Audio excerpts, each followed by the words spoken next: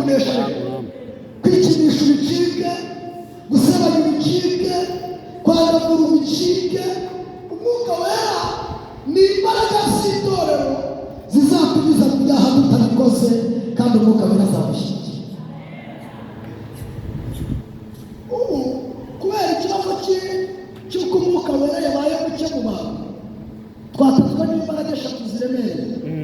Imbaraga ya mbere ni imbaraga yitwa ubwoba. Ubuki ko mutavuga mbese ubuki, ubu abantu bafashwe n'umwuka w'ubwoba kugera ku gipimo umuntu agahanura ukabona arimo neza, ariko yataha mwahurira hanze wamubaza ngo amakuru hagahita kubwira ngo nta kigenda, kandi yahoze kubera ubwoba. Abantu bafite ubwoba, umuntu uhembwa 100,000 afite ubwoba, udahembwa na 5 afite ubwoba, ufite miliyoni afite ubwoba, udahembwa n'igihumbi afite ubwoba. Abantu bafite umwuka w'ubwoba. Buri muntu wese arakubwira ati ndiharika ejo nzaba ntagihari. Ubu hateye kanseri utamenya iyo zituruka. Ubu abantu bari bajya kubona kuri sitati bapositinga umuntu ngo yapfuye, wabaza umuntu utazizi iki ati ni kanseri ya hehe, yo mu maraso, ya hehe yibe, ya hehe. Ubu hariko kandi ziteye ubwoba ku buryo n'utarayirwara yumva ukajya bibuze kuyirwara. Ariko ndashaka kubabwira, nimundeba n'abaganiriza, yari amaze kubona ko itorero rizagera mu gihe giteye ubwoba. Hano nta nzira, hano nta nzira, hano nta nzira, imbere y'uburyo nta nzira. Imbere aha turimo turajya hari abantu batoye umurongo w'abakozi ba Satani barindiriye kudukoba mu rurimi twumva, bakagera gukoba bakavuga ngo Imana yari izi ko tuzahura n'izo mbaraga z'akavuyo. Iravuga ngo reka ngire ikintu n'itorero kizatuma bahanyura badakozwe n'isoni. Iravuga ngo nibasigira amafaranga azahomba, nibasigira uburanga buzasaza, nibasigira icyubahiro kizashira, nibasigira imiryango izapfa, nibasigira akazi bazakavaho. Reka mbasigire imbaraga bashobora gukoresha isi yabanze, bashobora gukoresha indwara zimeze nabi, bashobora gukoresha abantu babanze. Atango reka tubohereze umwuka wera azatuma babibasha. Munyikirize haleluya. Ndabibasabye nubwo ntabikunda, uwo muntu umuhobera ubwire ngo umwuka wera hari uzabibasha, umwuka wera hari uzabibasha na bya bindi uzabibasha. N'ibitarazi ko mureba mutarasambana bakubwira ngo yazaba yasambanye, mwaretse umwuka tubasha kutabikora. Muzi ko mukurikiye ubwira umuntu ngo si umurwayi, si umwabye, ntabyemere. Kubera ko abantu baramunini b'abantu bambaye, ariko ntabwo azi ko hari abandi bantu. Barashaka kubaganiriza haleluya. Umwuka yabashishije, barapakara ntibasamba, barapakara ntibesukora, barapakara ntibiyagire. Abo bantu umwuka wera aracyabafite na bugingo n'ubu. Dufite abana barangije kaminuza bafite grand distinction, barangije bateye neza kumwe muvuga, basa neza, banywereye amata igihe bakeye. Bari babwiye ngo nimutaza ngo turyamane ntimubona akazi. Abana baragenda babika diplome, baravuga ngo tuzaba tuziritse kugeza igihe umwuka azacira inzira. Ndimo ndashaka guhanura, umwuka arahari ngo mubibashe, umwuka arahari ngo mubibashe mu izina ryanjye. Dufite abantu b'abagabo ibi kandi muri 95 aragakora twajyaga dutera karavugaga ngo isireze n'amawa, wirinde gusanga n'amawa gusa. Isi ifite utuntu tumeze nk'izina, irimo iragenda idutendeka ngo abantu batakaze umwuka. Igatendekaho akazi, igatendekaho umugabo udafite gahunda, igatendekaho viza, irimo iragenda itendekaho utuntu ngo abantu batakaze imbaraga y'umwuka wera. Hari abahungu nabo bafite amabwiriza bagira umwuka ubibasha. Ninde kumwe tujya kurishyura yari kumwe n'umugabo witwa Mukristo ngo baza kugera ahantu hari isoko ryitwa Buramumaro, ariko ngo bahagera bafite imbaraga zabibasha zagira gute mbere ko mutavuga zagira gute zabibasha. Ngo bahageze umukristo barayibukira bya mugenzi wati rero ahantu tugiye kugera mu isoko harimo ibintu bigurishwa tutagize imbaraga zibibasha twagura. Ngo aramubwira ngo kugira ngo tubibashe ni ukuhanyura turarama tugize gute.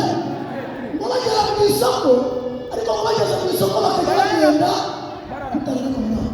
ngo bakajya bagenda bararamye, ngo bagera mu isoko bararamye. Ndagira ngo mbibutse kugira ngo tubibashe hari aho bidusaba kugira gute kurarama, ukahanyura ugize gute uraramye. Ngo abahungu bararama bagera mu isoko Buramumaro bararamye.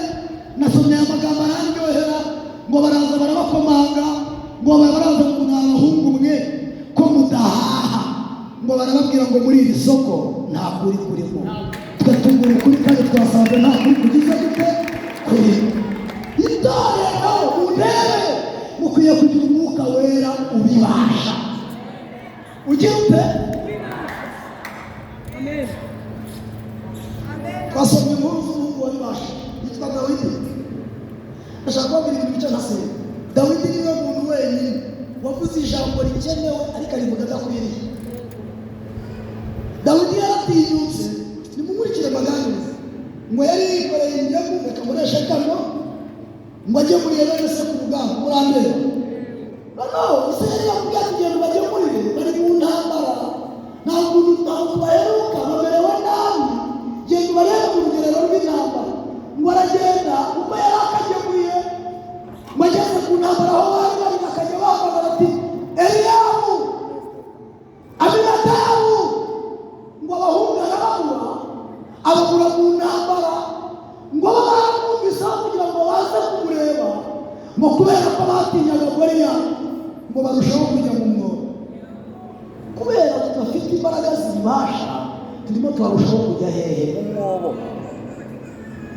Ngo abantu barahangura ariko bagataha mu nyongo, bakerekwa bagataha mu nyongo, bakabwiriza bagataha mu nyongo. Aya magambo ni kuyatekereza, ahubwo nasanga turimo turabyiganiramo turaza kwicaniramo kubera ko twabayemo benshi.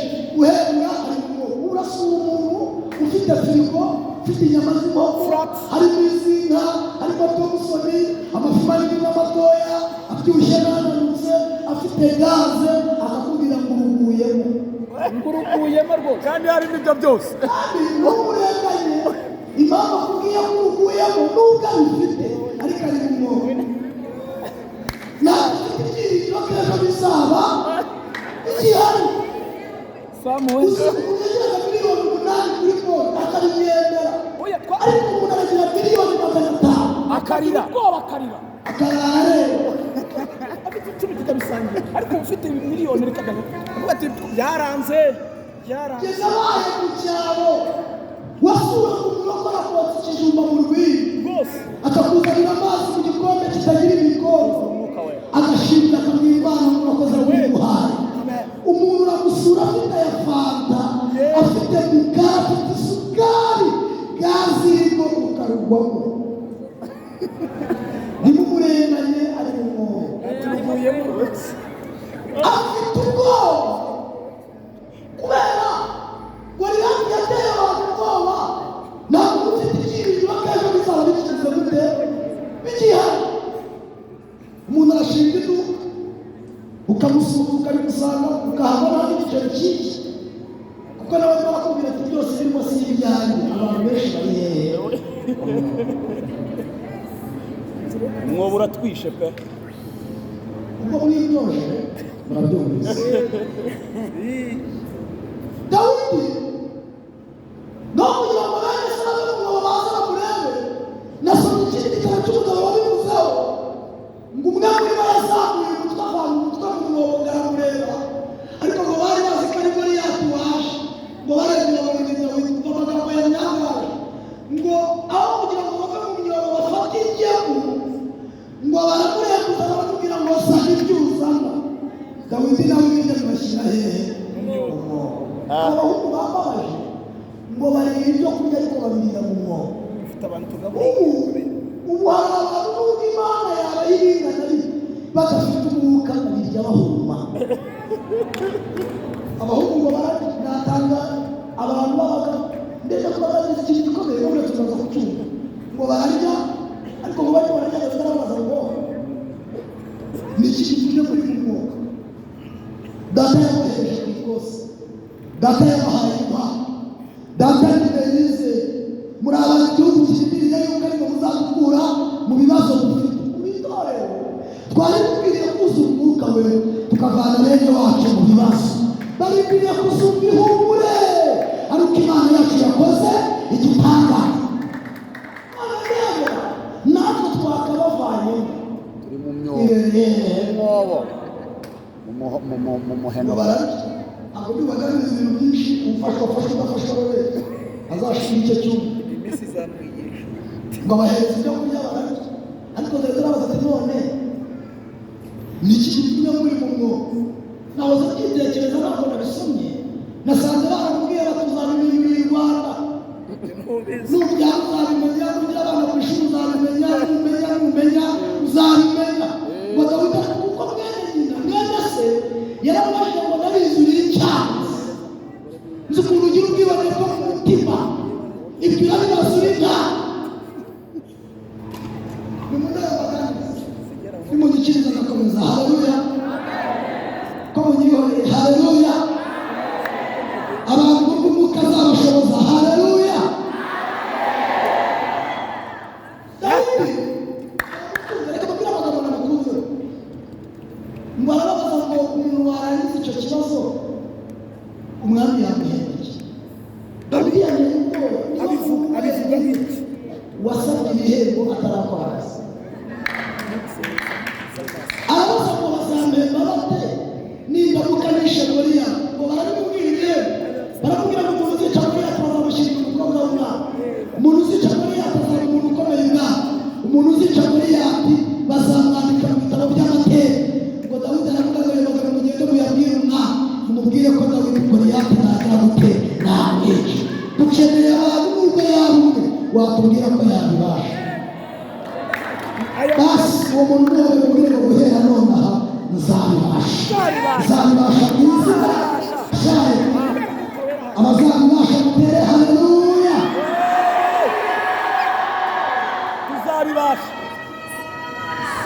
tuzabibasha Bibiri iravuga nayo magambo bajya kuyashengereza ngo umwami utuma kuri Dawidi. Reka mbabwire amagambo yantangaje ngo umwami Sawuli akibona Dawidi arikana aravuga wabibasha n'ibiriyo n'ukuntu uragasara kakiri gatoya nimundebe w'amagambizi. Muri icyo gihe habaho wabona ikintu cyitwa Google ariko ntazi uko cyitwa icyo gihe ngo bahita bashyiramo Goliyati wari seve ya Goliyati ihitiza yose. Basanga Goliyati nasomye seve antera ubwoba. Basanga Goliyati afite metero 3 z'ubutambiki na metero 6 z'uburebure. Basanga akomoka ahantu hitwa Igati. Basanga agira ibiro toni 2,500. Basanga yambara masike 2,250. Basanga agira inkota atwara ipima 185. Basanga yarwanye n'abandi 12 bose arabanesha. Basanga Goliyati ntabwo agira igisirikare kimwanditseho ni umusirikare w'umucacu. Basanga guhera mu busore bwe nta hantu yigeze arwana ngo aneshe. Basanga agira umutwe we bwite akorana nawe. Ngo barahindukira bakagira bati Dawidi wowe uri mwene seveni ntoya bakubise seveni baravuga ati genda mwene Yesayi. Bakubisemo Yesayi baramumura, bakubisemo Dawidi baramumura. bishokoro Babwira Dawidi ngo ntiwabibasha. Ngo Dawidi avuga amagambo yaryoheye abwira umwami ngo hari ibintu bitanditswe ariko twakoranye nayo, hari ibintu batigeze bandika ariko twakoranye nayo. Abakoranye nayo mutere haleluya.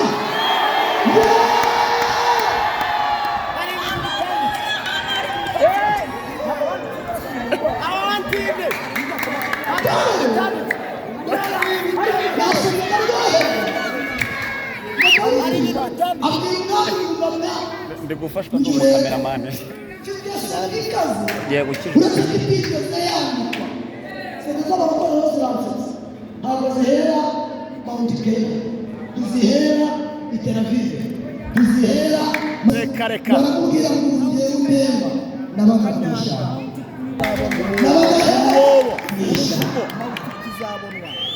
kuba mu ishyamba ni se gutura mu ishyamba byarwana na Mariya aramubwira ngo tuza mu rwego jewe mba mu ishyamba nari mfite izindi mbaraga zitaturuka mu nyama zitaturuka mu mifupa zitaturuka muri mayoneze tutarya muri marigarine sima zishobora barubwira mu ijambo hari umuntu warivuga mu bagabo baraha nawe babwiza ukuri nta n'umushepu ukaze wawe yabwiye umwami ngo mureba iyi ntare yasa Intare.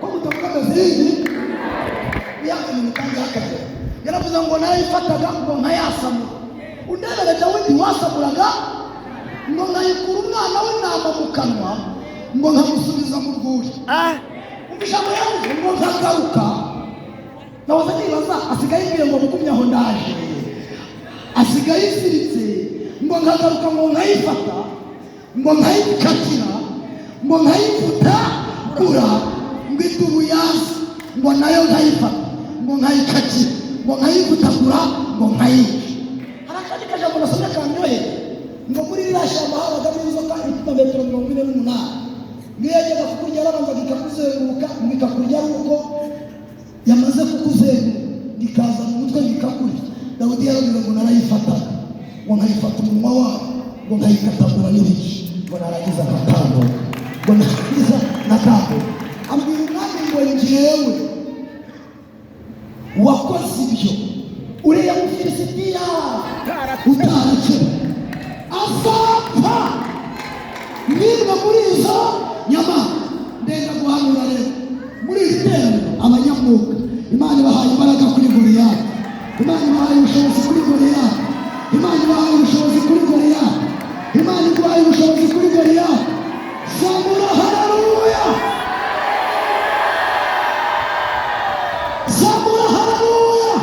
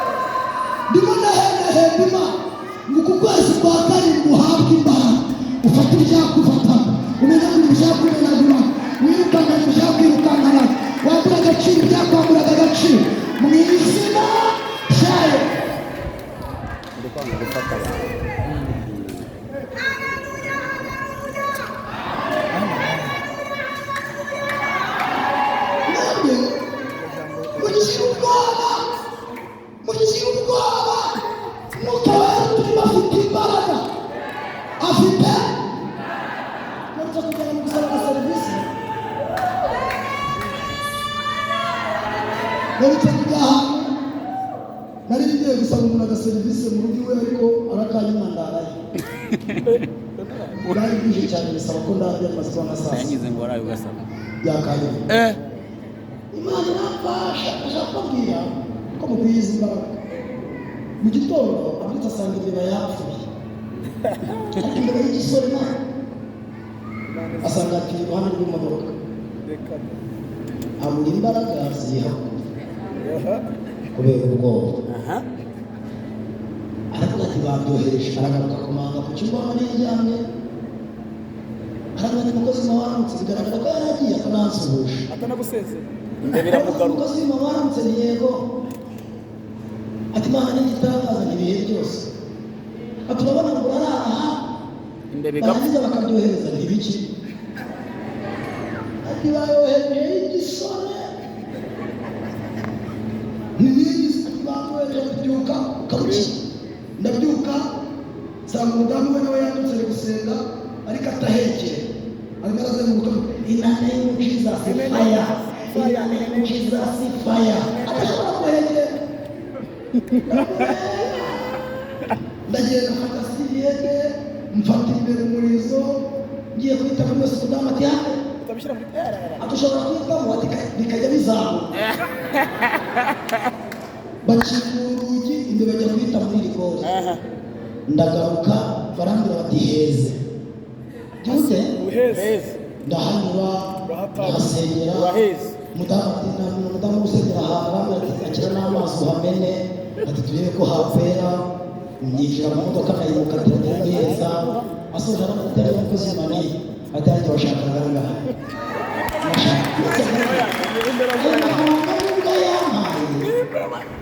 ni imbere biteye imbere zirasaka zirabasaka ndenda kubwira ko mu bintu byabo ntago ni ukubimyaka twasenze tutabasha byarababaje sinzi niba narabivuze hano cyangwa narabivuze ahandi ntabyo wavuze ubundi abanyamwuka dukwiriye kugira imbaraga zibasha zigira gute ko mutabivuga zigira gute amafaranga arimo arandya mu kiganza ndi umucuraguzi wawe ngo agutukangura agapfa niko baba bavuga abacuruzi ubundi baducungira umutekano barazahanirwa n'umukobwa yajyaye uzahabyarire ngo ibihugu bizamura urumogi niko umucuruzi ngo umugabo azamutemba nawe yumva abaye ngo azangare ngo kiriya kimodoka kizamugushe ngo dore ukuntu cyagushenga azamukazane n'ubaho rwamadiriye umucuruzi yagiye gutaha akubita ikibuno ku rugi rwo hanze akavuga ngo ejo nyine uzangaruka ubwo aba ateyemo kashe iyo rero kuzenguruka urugo rw'umuntu ufite imbaraga zibasha imana ntiyimubuza kuzenguruka iramureka akazenguruka iyo arangije umwuka wera haravuga ngo siko bizaba ku bantu bategereje nta n'umwe uzakorwa n'isoni ukabera arahanyura akazenguruka byakora agaciro kandi ndagusengeye muri uku kwa karindwi azenguruka byakora agaciro mu kwa karindwi no mu kwa munani azahanyura mu kwa cyenda no mu kwa cumi na kumwe azahanyura haguruka uzamure haleluya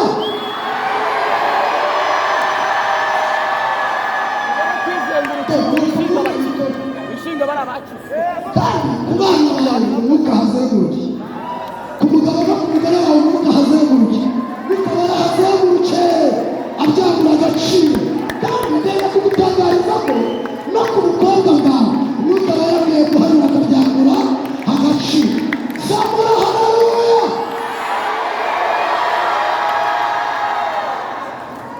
basi uwo muntu mwagiranye muhora mubwira ngo ukwiye kugira imbaraga zibibasha ukwiye kugira imbaraga zigira gute zibibasha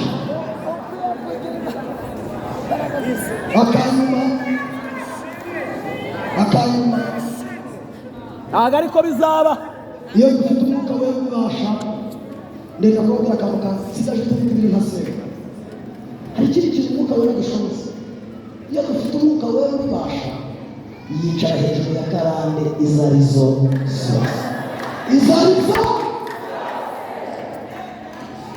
ngwino mutange urugero zana iyo ntebe zana n'iyo ntebe wicaye namuka cyane amasaha yagiye icara hano hano murahareba icara kandi wegeranye amaguru umwuka wawe ubasha bisoza ko uyu mugabo muri we harimo umuze murabuze tuvuga ko muri we harimo umuze wa gripe ariko kubera i Kigali hashyuha akajya ahora yipfuna ariko uwamwohereza i Musanze yajya ahora apfuna gupfuna ntabwo bitewe na Musanze byari bisanzwe bimubamo muri twe habamo karande nta muntu utagira karande nubwo ukijijwe na mama wawe akaba akijijwe ariko mama wawe wa mama wawe wa mama wawe wa mama wawe wa mama wawe na mama wawe wundi ntabwo wamenye ko yari ameze nubwo papa wawe akijijwe ariko so waso uwo iyo urepfo ntiwamenye ko yari ameze ikintu umwuka wera amara azana ibiro bye muramurikiye akicara hejuru icyo gisekuru utamenye akagitsikamira ku buryo ntacyo kizagutwara uranyumvise uranyumvise haleluya urabona hari ukuntu dukizwa ukanuza umwuka wera ariko abantu bakajya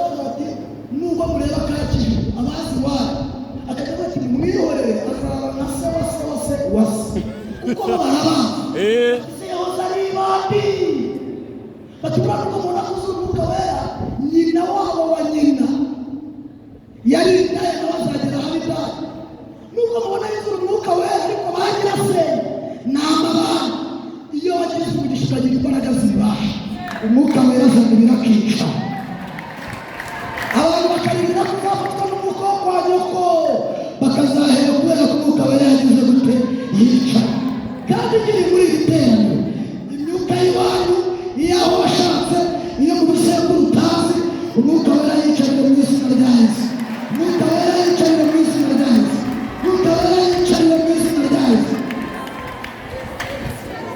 Haleluya. Hari igihe rero ugira umugisha akegama iyo yegamye usohoka ubona rya jambo rivuga ngo si ibyo uriho ahubwo ni Kristo uri kumwe. Iyo umwuka wera yakwegamye ntumuhumurirwa n'icyaha kandi asiyo ntawuhurira nazo.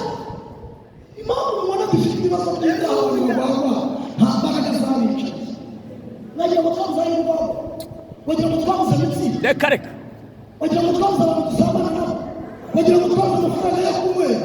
Imbaraga zatwicariye ziturusha ibiro ziturusha ibiro. Haleluya. Amen. Amen. Sushobora kugura byeri ngo bikunde umugabo ukwicariye ntiyagukundira. Ntabwo wagira imbaraga zo kugura maraya hari imbaraga zikwica riye. Ushobora kohereje imbaraga ziremereye. haleluya haleluya Uzamura ibiganza mushimire Yesu. haleluya Uzamura ibiganza mushimire Mwuka Wera. yes Uzamura ibiganza mushimire Mwuka Wera. yes Zamura haleluya. Arica. Niba muzabona umuntu akira umwuka akamwicarira ntahinduke. Niba muzabona umuntu agira iduka ariko umwuka akamwicarira ntagire gute ntahinduke. Niba muzabona umuntu yubaka amayetaje ufite umwuka wera ariko ntazahinduke. Ufite abantu umwuka wera yagize gute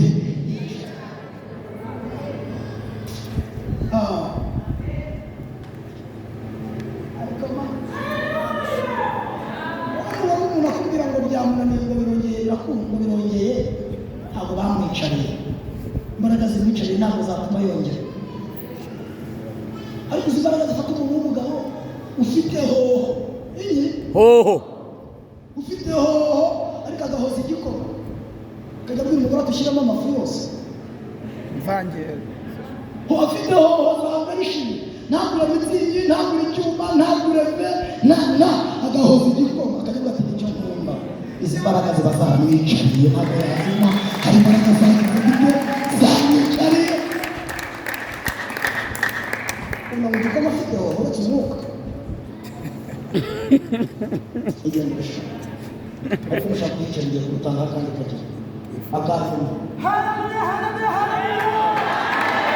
Icara kuri bose akandi bakaravuga ngo umwuka wera ubibasha ati twikuraho ibintu isi yari twikirije.